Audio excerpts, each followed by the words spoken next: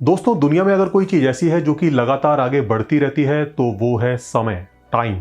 और इसीलिए कहते हैं कि समय किसी के लिए नहीं रुकता। आप खुद रुक सकते हैं, अपनी घड़ियों को बंद कर सकते हैं, पर चाहकर भी समय को नहीं रोक सकते। और शायद इसीलिए टाइम को सबसे ज्यादा कीमती कहा जाता है। कि टाइम जिसे हम अपनी डेली लाइफ में रोज एक्सपीरियंस करते हैं, देखा जाए तो बड़ी रहस्यमयी चीज है। इस यूनिवर्स में मौजूद सभी चीजों में यह सबसे अलग है। मैटर, एनर्जी, स्पेस की तरह इसका कोई फिजिकल वजूद नहीं दिखता, पर फिर भी ये किसी भी चीज से ज्यादा सच है। अगर इस यूनिवर्स में कुछ भी ना हो, सिर्फ आप ही हो, तब भी आप कोई चीज जिसकी मौजूदगी से इनकार नहीं कर सकते, तो वो है टाइम। टाइम का वजूद हमारे लिए इतना नॉर्मल है कि हम इसके बारे में कभी सोचते ही नहीं। आखिर ये है क्या? दोस्तों, आज इस वीडियो में हम टाइम को साइंस के नजरिए से समझने की कोशिश करेंगे कि आखिर ये समय क्या है। What is time? तो कहीं जाइएगा मत, बने रहिए मेरे साथ इस वीडियो के अंत तक।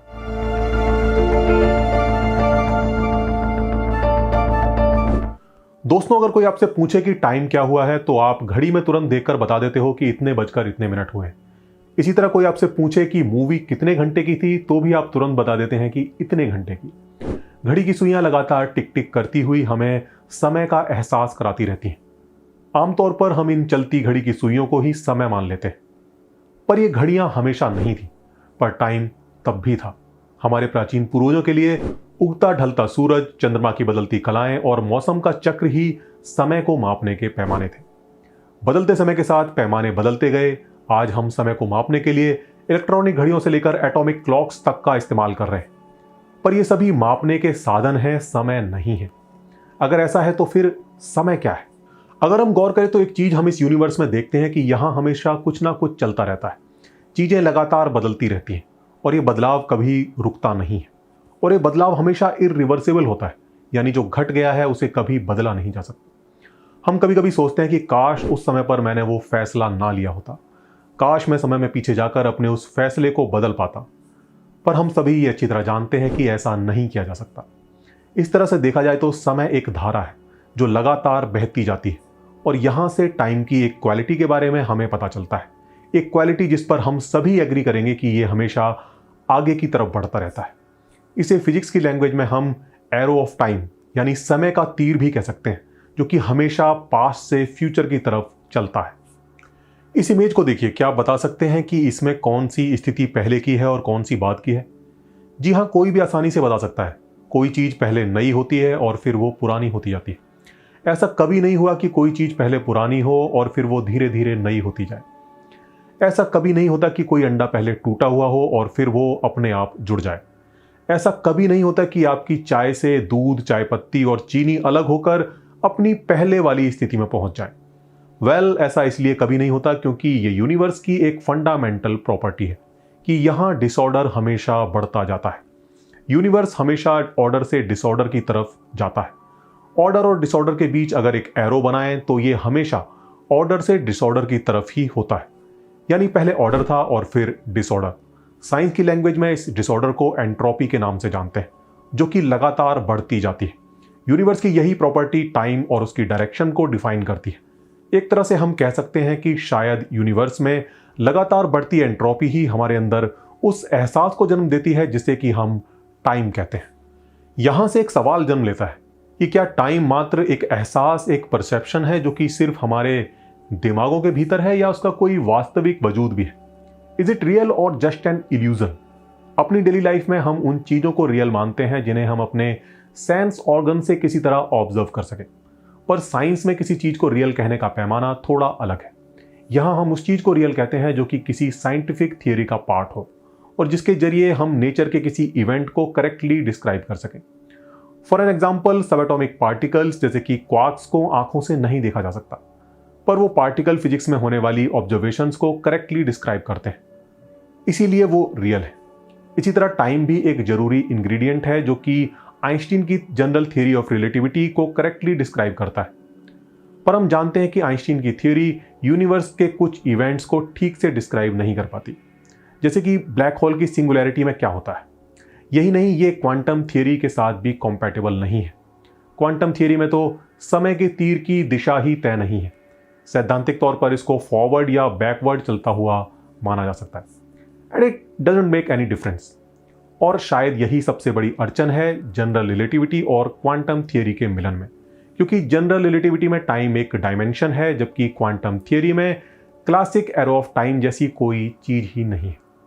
और फिर ब्लॉक यूनिवर्स का आइडिया, जो कि 4 डायमेंशनल यूनिवर्स पर बेस्ड है, जिसमें 3 डायमेंशन स्पेस और 1 डायमेंशन टाइम की है, और जो ये कहता है कि पास्ट, प्रेजेंट एंड फ्यूचर एक साथ एग्जिस्ट करते हैं। टाइम सिर्फ एक सब्जेक्टिव परसेप्शन है जो कि सिर्फ हमें महसूस होता है। तो क्या इन सब के आधार पर हम ये कह सकते हैं कि टाइम सिर्फ एक इल्यूजन है? Well, no.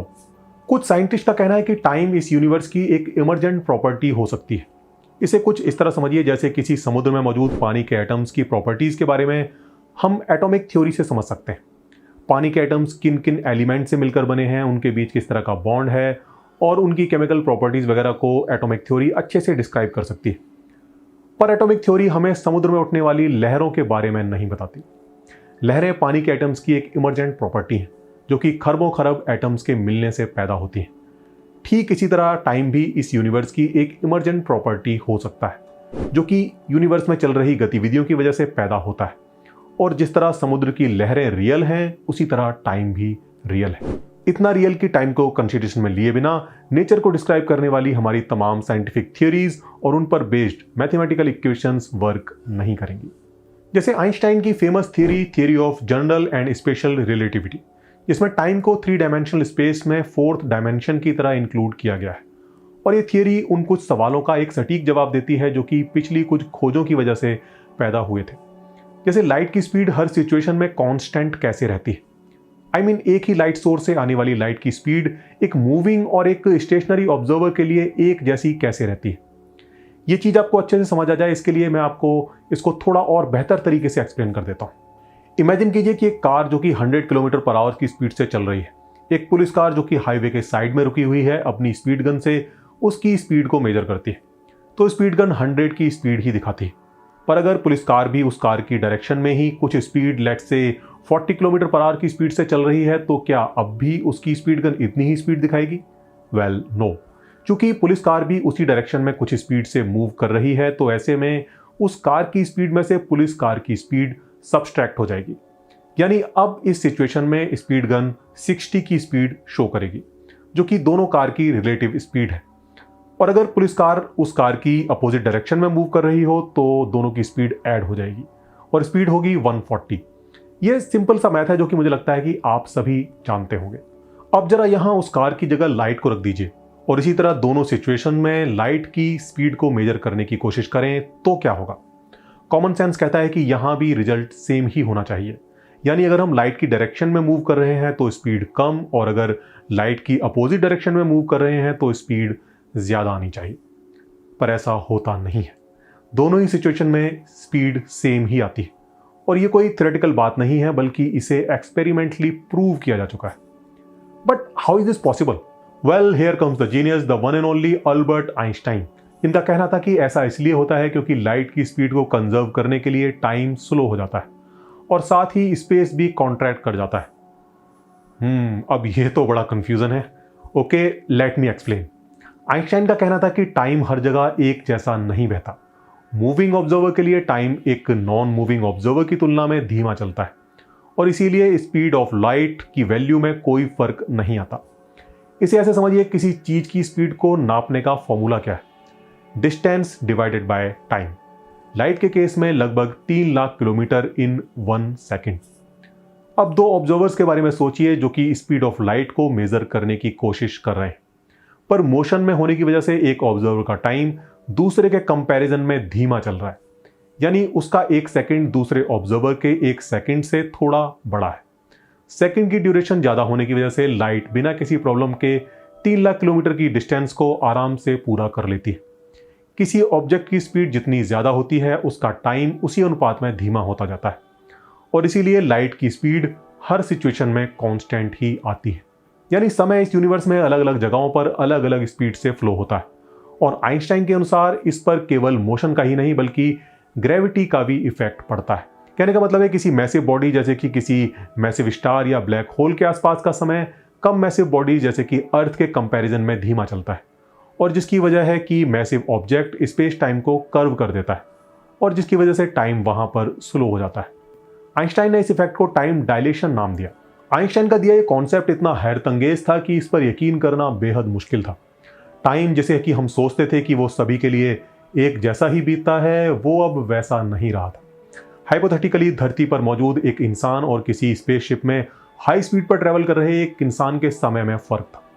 इस थियरी के मुताबिक धरती पर मौजूद इंसान स्पेसशिप में हाई स्पीड पर ट्रैवल कर रहे इंसान की तुलना में ज्यादा तेजी से बूढ़ा होता है, क्योंकि उसका टाइम कंपैरेटिवली फास्ट चलता है। यहां तक कि यह थियरी ये भी कहती है कि अगर कोई चीज लाइट की स्पीड से ट्रैवल करे तो समय उसके लिए रुक जाता है। यानी अगर ऐसे स्पेसशिप में कोई इंसान मौजूद हो तो धरती पर हजारों साल बीत जाएंगे, पर उसके लिए एक सेकंड भी नहीं बीतेगा। हालांकि ऐसा कर पाना प्रैक्टिकली पॉसिबल नहीं है, क्योंकि यूनिवर्स के नियम ही हमें ऐसा करने से रोकते हैं।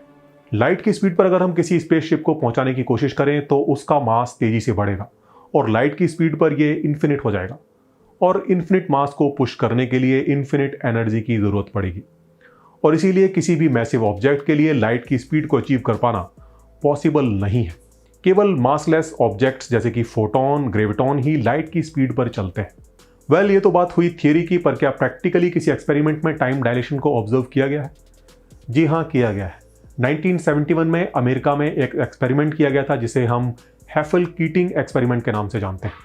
इस एक्सपेरिमेंट में 3 एटॉमिक क्लॉक्स को सिंक किया गया और उसके बाद एक क्लॉक को लेकर एक प्लेन ईस्ट डायरेक्शन में और एक को लेकर दूसरा प्लेन वेस्ट डायरेक्शन में उड़ा। इन दोनों प्लेन्स ने दुनिया के 2-2 चक्कर लगाए और उसके बाद इन दोनों क्लॉक्स को धरती पर लैब में मौजूद एटॉमिक क्लॉक से मिलाया गया और पाया गया कि तीनों क्लॉक्स के टाइम में अंतर आ गया है, और यह अंतर उतना ही था जितना आइंस्टाइन की थ्योरी प्रिडिक्ट करती थी।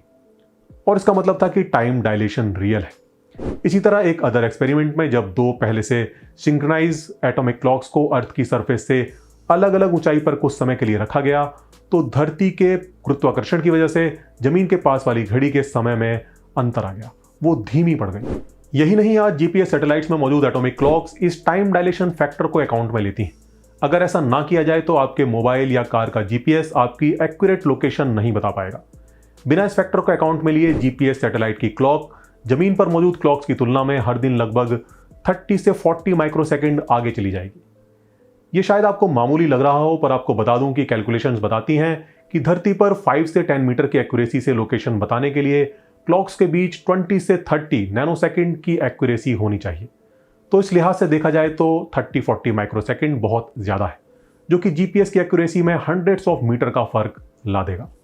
तो दोस्तों, that's all for this video. उम्मीद करता हूं वीडियो आपको पसंद आई होगी। अगर आई है तो इसे लाइक करना मत भूलिए। ऐसी ही और भी वीडियोस को देखना चाहते हैं तो जाते जाते सब्सक्राइब का बटन भी दबाते जाइए। आपसे जल्दी मुलाकात होगी अगली किसी वीडियो में। तब तक के लिए goodbye and take care.